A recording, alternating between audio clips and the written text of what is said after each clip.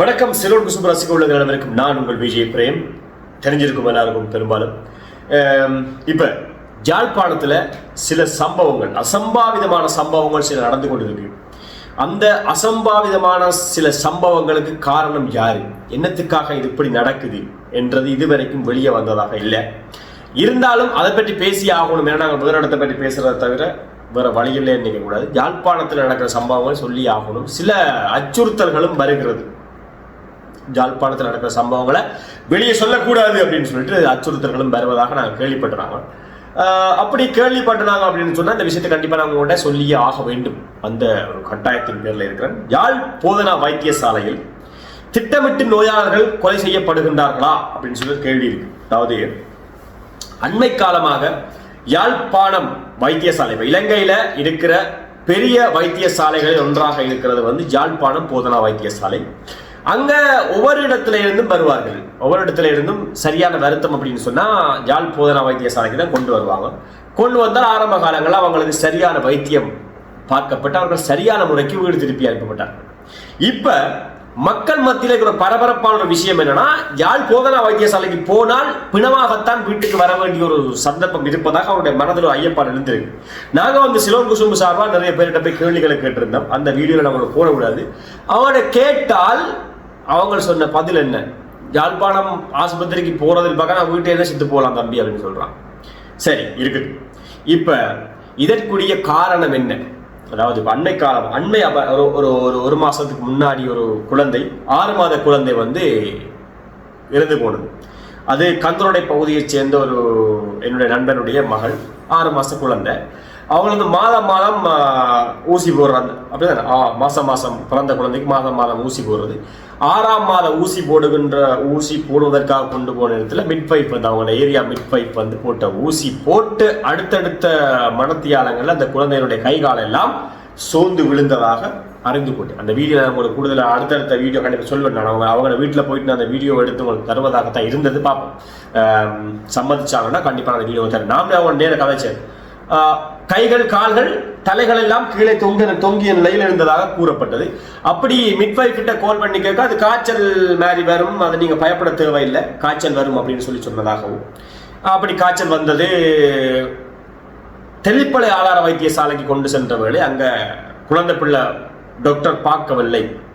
குற்றச்சாட்டுகள், குழந்தை பிள்ளை டாக்டர் பார்க்கல. 6 மாத குழந்தைக்கு இப்படியான நிலைமை. அதாவது நல்ல ஒரு ஆக்டிவாக இருந்த குழந்தை இந்த 6 மாசத்தினுடைய ஊசி போடுகின்ற வேளையில் இப்படி ஒரு சம்பவம் நடந்ததுன்னு சொன்னால் நாங்கள் அதை சரியான முறைக்கு பார்க்கணும். அங்க கொண்டு போனால் அவங்க சொன்ன விஷயம் இதுதான். ஓபிடியில் பார்த்துட்டு அது நிமோனியா காய்ச்சல் வந்திருக்கும்னு சொல்லி அந்த 6 மாத பிஞ்சு குழந்தையினுடைய முள்ளந்தண்டிலே ஊசியை போட்டு அந்த நீரை இழுத்து பார்த்திருக்கிறார்கள், இழுத்து செக் பண்ணி பார்த்திருக்காங்க. அதோடய அந்த பிள்ளையினுடைய ஆக்டிவ் எல்லாம் குறைஞ்சு முழுக்க சோர்ந்து போச்சு.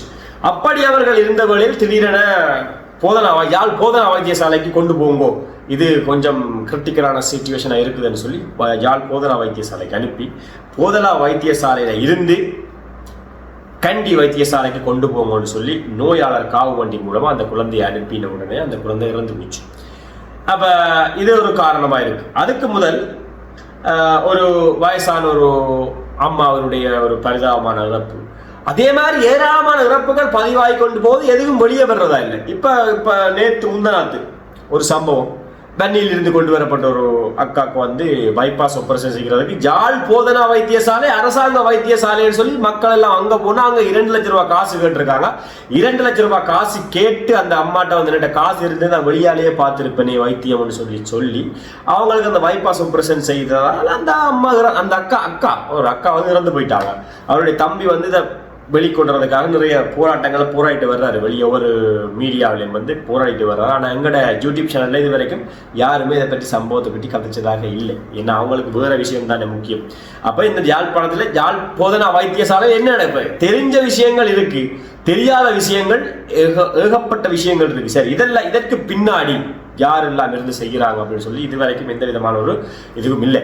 அப்ப இது திட்டமிடப்பட்ட ஒரு இனவழிப்பாக இருக்கலாம் அப்படின்னு சொல்லி மக்கள் மத்தியில் பரபரப்பாக பேசப்பட்டு கொண்ட ஒரு விஷயம். அதாவது திட்டமிடப்பட்டு இனவழிப்பு செய்யப்படுகிறது, தமிழர்களுடைய இனத்தை முற்றுமுழுதாக அழிக்க வேண்டும் என்பதற்காக ஒவ்வொரு இடத்துல இருந்து இதற்காக செய்யும். அதை விட யாழ் போதனா வைத்தியசாலையில் தமிழர்களை விட, தமிழ் நோயாளர்களை விட, சரியா, தமிழ் நோயாளர்கள் அல்ல, தமிழ் வைத்தியர்களை விட, அதாவது தமிழ் தாதியர்களை விட மற்ற மொழி பேசுகிற நம்ம சகோதர மொழி பேசுகிற தமிழ் தாதியர்களும் வைத்தியர்களும் அதிகமாக உள்வாங்கப்பட்டு கொண்டிருக்கிறதுக்கு என்ன காரணம்? இதுவும் ஒரு கேள்வியா இருக்கு. சரியா, அதுவும் ஒரு கேள்வி தான். அங்கே போய் பார்த்தீங்கன்னு சொன்னா தமிழர்களை வந்து தமிழ் டாக்டர்ஸை பார்க்கறதே குறைவா இருக்கு. அந்த முன்னுக்கு ஓபிடியில இருந்து துண்டு போடுறவர்ல இருந்து கக்கூஸ் கழுவுறவர் வரைக்கும் முழுக்கவுமே சிங்களீஸ் தான் இருக்காங்க. சரி, பார்ப்போம் என்ன நடக்குது, ஏது நடக்குது. தட்டி கேட்க ஆள் இல்லாட்டி இப்படித்தான் இருக்கும்னு சொல்லி எல்லாருக்குமே தெரியும். சரி, இன்னும் நிறைய விஷயங்கள் நடக்கும். நான் அந்த நிறைய விஷயங்களை உங்களுக்கு சொல்லணும். கண்டிப்பா என்ன பிரச்சனை வந்தாலும் பரவாயில்லை என்ற ஒரு ரீதியில தான் இந்த வீடியோ உங்களுக்கு சொல்றேன். பார்க்கலாம் அடுத்தடுத்த வீடியோவில் நான் உங்களுக்கு அந்த குழந்தை பிள்ளையோட வீட்டை அந்த இறந்த என்ன சம்பவம் நடந்ததுன்னா நேரடியாக உங்களுக்கு அங்கே போயிட்டு வீடியோ அவங்க மூலமாக கஷ் பண்ண உங்களுக்கு தருவேன். இந்த வீடியோ உங்களுக்கு பிடிச்சது வந்து நான் ஜோக்காவோ அதான் சொல்லலை, சீரியஸா திட்டமிட்டு கொலை செய்யப்படுகிறது.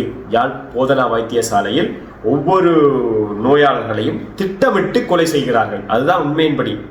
அது சின்ன பையனா இருக்கட்டும், பெரிய பையனா இருக்கட்டும், யாராக இருந்தாலும் திட்டமிட்டு கொலை செய்வதாக நாங்கள் அறைகிறோம். சரியா, கொரோனா வச்சாட்டி 60 பேரை கொண்டுட்டீங்க, அப்புறம் வந்துட்டு டெங்கு வச்சாட்டி 3/4 பேரை கொண்டுட்டீங்க. இப்போ இன்னும் இருக்கிற ஊசல் ஆடுறது கொஞ்சம் பேர் தான். அவங்களையும் எப்படியாவது கொண்டுட்டீங்கன்னா நீங்கள் சந்தோஷமா இருக்கலாம் அப்படின்னு சொல்லிட்டு என்ன செய்யறது, ஒன்றும் செய்ய முடியாது. உங்களோட விடைபெறுகிறேன். நன்றி, வணக்கம்.